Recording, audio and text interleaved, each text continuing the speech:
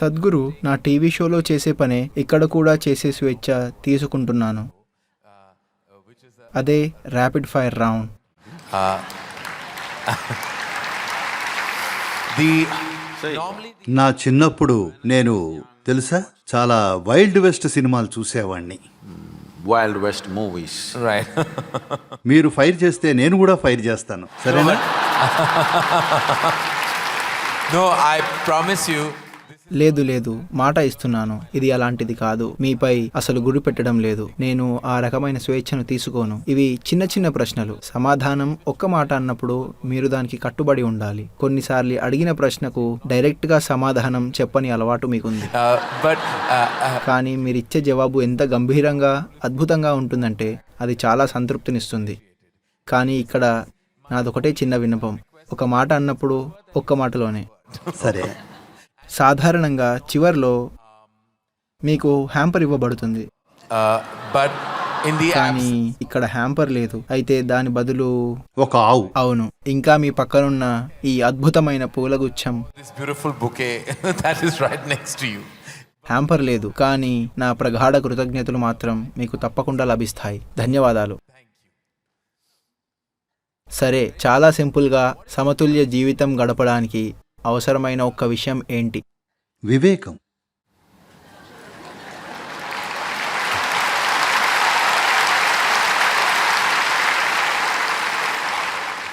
సమతుల్య జీవితం గడపడానికి మనం ఖచ్చితంగా వదులుకోవాల్సిన ఒక్క విషయం ఏంటి? వివేక శూన్యత. All right. అదే అంటారనుకున్నాను. నేను ఈ కింద చెప్పేవి అన్నప్పుడు మీ మనసులో మెదిలే మొదటి విషయం. మొదటిది వ్యవస్థీకృత మతం. పిచ్చి.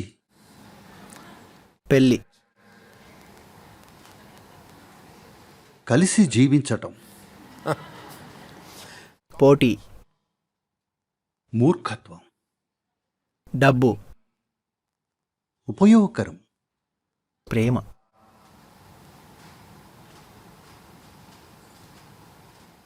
నేనొక వాక్యం చెప్పచ్చా? Yes. I will allow that. ఎంతో అందమైంది, కానీ దురదృష్టవశాత్తు చాలా మందికి అది కుంటుపరిచే విషయం. If I can, దీన్ని ఇంకొంచెం వివరించనిస్తే, చూడండి, అప్రియమైంది మిమ్మల్ని కుంటుపరిస్తే, చెడ్డదేదో మిమ్మల్ని కుంటుపరిస్తే అది సరే. అందమైంది మిమ్మల్ని కుంటుపరిస్తే అది నిజంగా దౌర్భాగ్యం.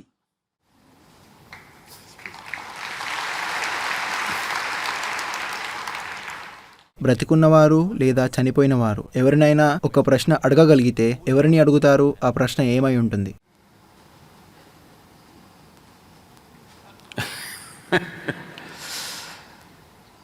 నేను నిజంగా నా ప్రశ్నలన్నింటినీ పరిష్కరించుకున్నాను. ఎందుకంటే నేను చదువుకోవడానికి లేదా మరేదైనా చేయడానికి సమయం వెచ్చించలేదు. నా జీవితం అంతా నాకున్న ప్రతి ప్రశ్నను పరిష్కరించుకోవడానికే వెచ్చించాను. నాలో ప్రశ్నలన్నీ అయిపోయాయి. మీ దగ్గర సమాధానాలు మాత్రం అస్సలు అయిపోలేదు, ఎప్పటికీ అయిపోవు కూడా. మీరు అందుకున్న అత్యుత్తమ సలహా? ఏమీ లేదు. ఎప్పుడు? లేదు. నేనెప్పుడూ అడగలేదు, అందుకోలేదు. నన్ను నేను ఎలా మలుచుకున్నానంటే సలహా అడగలేను, ఇవ్వలేను.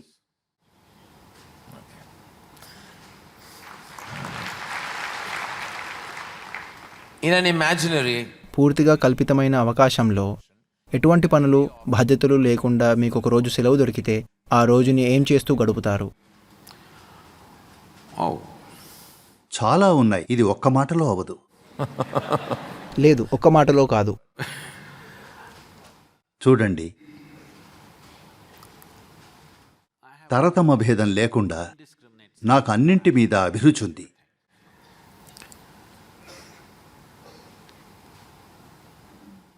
ఒకప్పుడు నేను చాలా చాలా పనులు చేసేవాణ్ణి, కానీ ఈ రోజుల్లో సమయం నన్ను అలా చేయనివ్వడం లేదు. కాబట్టి సాధారణంగా నాకు కొంచెం సమయం దొరికితే నేను చేసేదల్లా గోల్ఫ్ ఆడటమే. ఎందుకంటే అది సురక్షితమైంది. నగరం లోపలే ఉంటుంది. వేరే పని కోసం సమయానికి తిరిగి రాగలను. కానీ ఒక రోజంతా నాకే వదిలేస్తే చాలా కాలంగా వాళ్ళు అలా చేయలేదు. నన్ను నా మానాన వదిలేయలేదు. అలా జరిగితే కళ్ళు మూసుకుని కూర్చుంటాను. ఎందుకంటే నిజంగా ఏ పని లేనప్పుడే నేను నా అత్యుత్తమ స్థితిలో ఉంటాను. when I truly have nothing to do.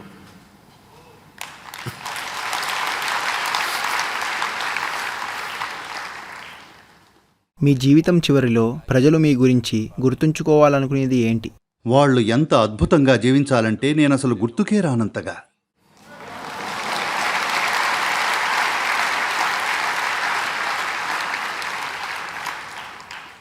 మీరు కాలంలో ప్రయాణించే మార్గాన్ని కనుగొంటే ఎక్కడికి వెళ్తారు? ఆ విషయాలన్నీ అయిపోయాయి. మీరు విశ్వాన్ని ఇప్పటికే చుట్టేశారు. ఈ సృష్టిలో అన్ని చోట్లకు మీ దగ్గర వీసాలున్నాయి. మనం కాస్త స్లో ఫైర్ చేయగలిగితే, Yeah. ఎందుకంటే అది అనేక కోణాలతో కూడుకున్న ప్రశ్న.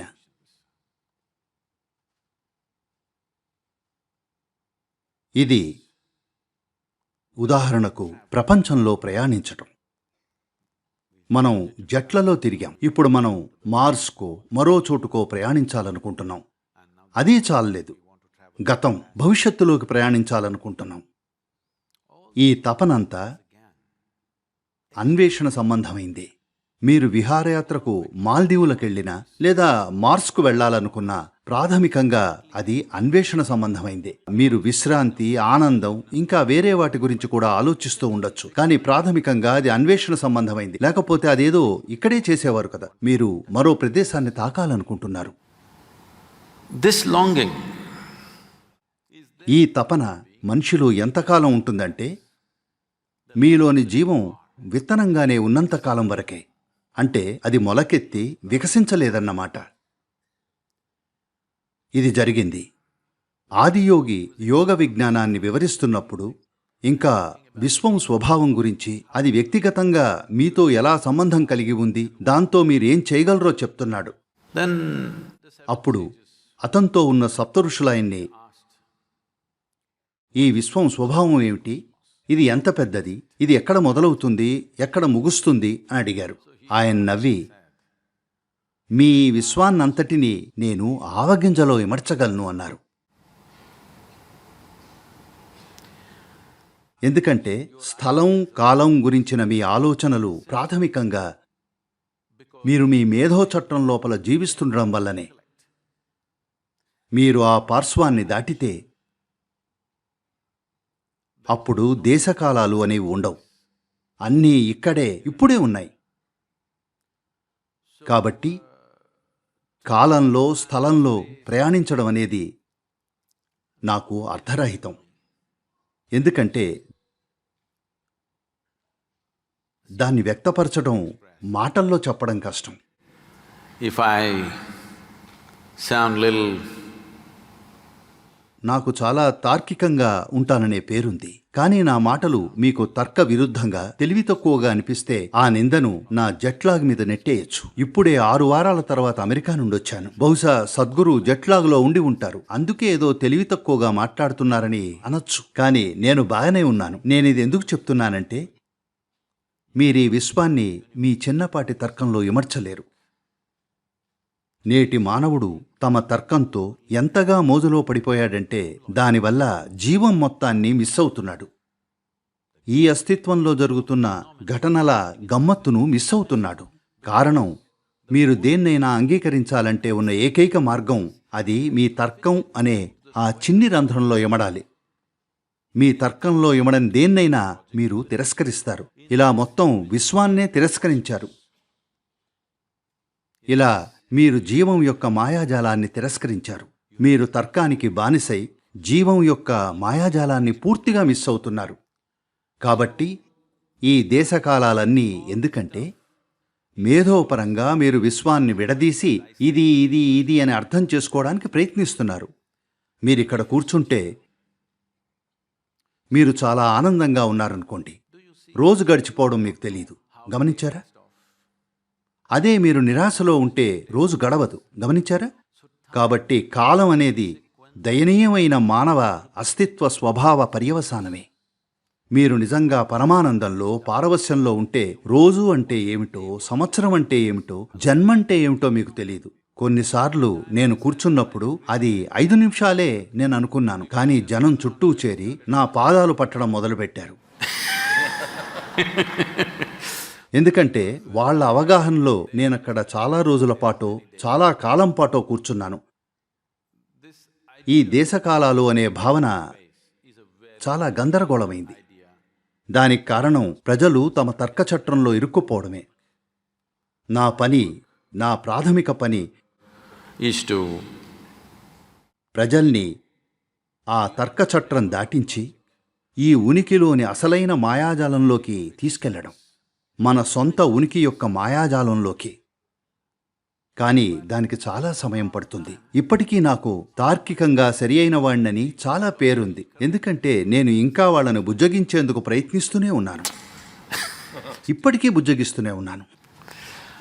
అసలైంది జరగడానికి దురదృష్టవశాత్తు వాళ్ళు చాలా సమయం తీసుకుంటారు, ఎందుకంటే వాళ్ళు తమ తర్కానికి అంతగా బానిసలైపోయారు. మీరు ఒక వ్యక్తిని కలిసినప్పుడు గమనించే మొదటి విషయం ఏమిటి? అన్నీనా? అన్నీ, గతం, వర్తమానం, భవిష్యత్తు.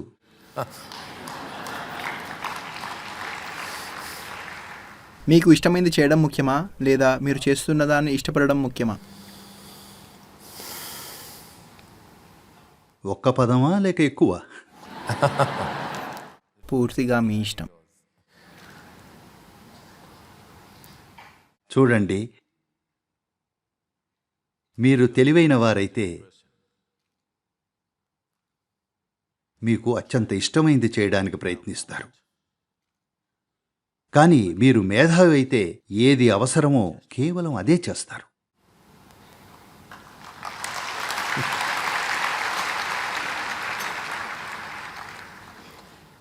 మీరు ఒక రోజు పాటు అదృశ్యమైపోగలిగితే ఏం చేస్తారు?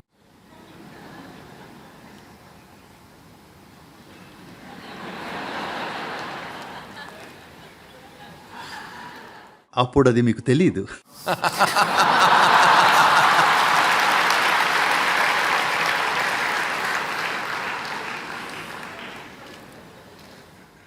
ఏమనుకోకండి, మీ అతిపెద్ద బలహీనత ఏమిటి? biggest? మీ అతిపెద్ద బలహీనత ఏమిటి? చూడండి, సాధారణంగా దేన్నైతే ప్రజలు తమ జీవితాల్లో బలహీనతగా భావిస్తారో, సరే, మామూలు సమాధానం ఇస్తాను. ఈ అంతట్లోకి వెళ్ళడం ఎందుకు? ఇప్పటికే మీరన్నారు కదా, ఆ పదం ఏమిటి? Sashayda.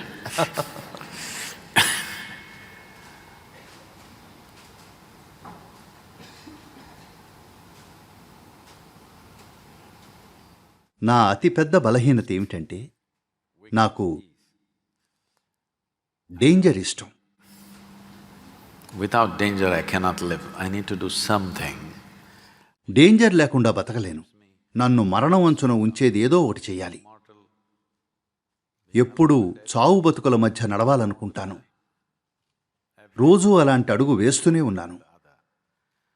ఇది బలహీనత నేనలా అనుకోను. కానీ ప్రజలు, సద్గురు, మీరు మీ జీవితాన్ని ఇలా రిస్క్ చేయకూడదు అంటుంటారు. కానీ రిస్క్ లేకపోతే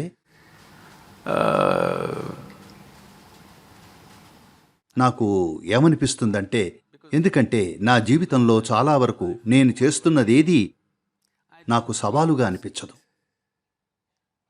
కేవలం ప్రమాదకరమైన క్షణాల్లోనే నాకు కాస్త సవాల్ అనిపిస్తుంది. కాబట్టి నా బలహీనత ఏమిటంటే నాకు సవాలు చేయబడటం ఇష్టం. తెలుసా, నేను భారతదేశం అంతటా బైక్ మీద తిరిగినప్పుడు, ఆ తర్వాత డ్రైవింగ్ మొదలుపెట్టినప్పుడు నా ఒకే ఒక్క కోరిక నా నైపుణ్యానికి పరీక్ష పెట్టే ఓ యంత్రాన్ని చూడాలని. నేను నా శక్తి మేర నడిపితే అవి పాడైపోవడమే చూశాను. ఈ మధ్య కాలంలో నాకు కొన్ని యంత్రాలు తగులుతున్నాయి. అవి నన్ను పరీక్షిస్తున్నాయి. నేను వాటి పూర్తి సామర్థ్యం మేరకు నడపగలనా లేదా అని. Whether I can push it all the way or not. బహుశా అది నా వయసు వల్ల కావచ్చు. అవే కనుక నాకు యవ్వనంలో ఉన్నప్పుడు దొరికి ఉంటే I think I would have managed. వాటి సంగతి చూసేవారు. మీ గురించి ప్రపంచానికి తెలియని ఒక విషయం. వాళ్ళకి నా గురించి ఏమీ తెలియదు.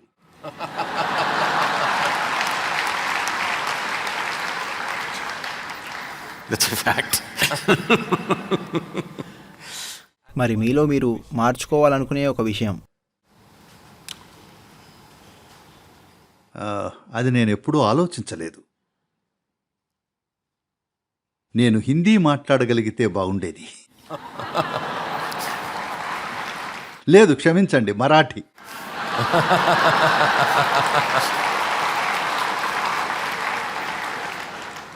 ప్రపంచం గురించి మీరు మారాలనుకునే ఒక విషయం. ఓ, చాలా ఉన్నాయి. ఒక్కటి. మానవుల్ని. అది చాలా అవసరం. సార్, దేనిని మీ గొప్ప విజయంగా భావిస్తారు? అలా ఏదీ ఉందనుకోను. ఎందుకంటే నేను ఏం చేయగలను అనుకుంటానో ఆ అంచనాలకు నేను ఎప్పుడూ చాలా దూరంలోనే ఆగిపోతుంటాను. కాబట్టి నాకెప్పుడూ ఏదీ విజయంగా అనిపించదు. మీకు నచ్చి ఎప్పుడూ వినగలిగే పాట ఏదైనా ఉందా? ఓ, I somehow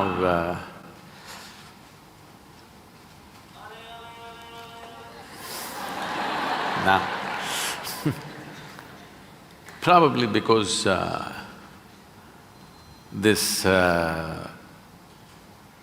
came to me at a certain time when I was బహుశా ఇది నేను ఒక నిర్దిష్ట సమయంలో వినడం వల్లనో ఏమో, నా టీనేజ్ మొదట్లో వినడం వల్లనో ఏమో, ఈ ఒక్క పాట ఒక రకంగా అన్నింటికంటే ఎక్కువగా నాకు గుర్తొస్తూ ఉంటుంది. నేను కోరుకుంటానని కాదు, కానీ ఎలాగో కానీ మిగతా వాటికంటే ఈ పాట నా దగ్గరికి తరచుగా వస్తూ ఉంటుంది. అది హౌ మెనీ టైమ్స్. నా సినిమాలేవి మీరు చూడలేదని నాకు తెలుసు, కానీ మీకు ఇష్టమైన సినిమా ఏదైనా ఉందా? ఓ, నేను చాలా మంచి సినిమాలు చూశాను. ఒకప్పుడు చాలా. నేను భారతీయ సినిమాలు ఎక్కువగా చూడలేదు. but I saw a lot of English cinema. కానీ నేను చాలా తెలుసా ఇంగ్లీష్ సినిమాలు చూశాను. కానీ ఆ సమయంలో నేను పూర్తిగా ఆస్వాదించిన ఒక సినిమా, ఎందుకంటే ఆ రోజున పరిస్థితులు అలా జరిగాయి. జీవితంలోని చాలా సంఘటనలు అన్నీ అలా కలిసి వచ్చాయి. ఆ సినిమా రోమన్ హాలిడే. Oh. ఇది చెప్పాలి, జీవితంలో నేను చూసిన మొట్టమొదటి సినిమా అదే. మా అమ్మ నన్ను సినిమాకి తీసుకెళ్ళింది. Here we are. It is true. నేను చూసిన మొదటి సినిమా రోమన్ హాలిడే. బిగ్ స్క్రీన్కి నా పరిచయం అదే. మనకు సారూప్యత ఉన్నందుకు సంతోషంగా ఉంది. That image of Audrey Gregory పెక్ల ఆ ఇమేజ్ ఎందుకో నాలో అలా నిలిచిపోయింది. Wonderful. అది బహుశా నా వయస్సు ప్రభావమేమో. అదే అయి ఉండాలి. మీకు నచ్చేది, ఇంకా ఎక్కువ సమయం కోరుకునేది? మరింత సమయం కావాలని కోరుకుంటాను. ఎందుకంటే నేను నన్ను ఇలా తయారు చేసుకున్నాను. నాకు నచ్చేది నచ్చంది అంటూ ఏదీ లేదు. నేను చేసేవన్నీ ఆస్వాదించేలా చూసుకుంటాను. కేవలం ఊరికే కూర్చోవడం దగ్గర నుంచి ఎవరితోనైనా మాట్లాడడం లేదా ఏది చేసినా సరే, ఎందుకంటే నా పనులు ఒక రంగానికి పరిమితం కాదు, ఎన్నో ఉంటాయి. మీరు చేసేది చేయనిది ప్రతిదాన్ని మీరు ఆస్వాదించకపోతే ఇన్ని పనుల్ని చూసుకోవడానికి ప్రయత్నిస్తూ మీకు పిచ్చి పడుతుంది. కానీ నాకు పిచ్చి పట్టదు, ఎందుకంటే నేను బతికి ఉండడాన్నే ఆస్వాదిస్తాను. పని ఏదైనా సరే చేసే ప్రతిదీ ఆస్వాదిస్తాను. చిన్నవి పెద్దవి అన్ని రకాలు, అత్యంత గంభీరమైనవి పనికిమాలినవి కూడా, అన్నింటినీ పూర్తిగా ఆస్వాదిస్తాను. మనమందరం అలాగే ఉండాలి. చివరగా మీ బయోపిక్లో మీ పాత్ర ఎవరు చేస్తారు? అసలు ముందు నా బయోపిక్ ఎవరు తీస్తారు? లేదు, ఆసక్తి ఉన్నవాళ్ళు చాలా మంది ఉండొచ్చు. బహుశా మీరు యానిమేషన్ చేయించాలేమో. మీరది కోరుకుంటారని నేను అనుకోను. సరే, దీంతో ర్యాపిడ్ ఫైర్ ముగిసింది. ఈ ప్లాట్ఫామ్పై లేని ఆ హ్యాంపర్కు మీరు పూర్తిగా అర్హులు. కానీ అది నేను నా ప్రేమ, కృతజ్ఞత ఇంకా ప్రగాఢమైన గౌరవంతో మీకు అందిస్తున్న ఓ వర్చువల్ హ్యాంపర్. ధన్యవాదాలు.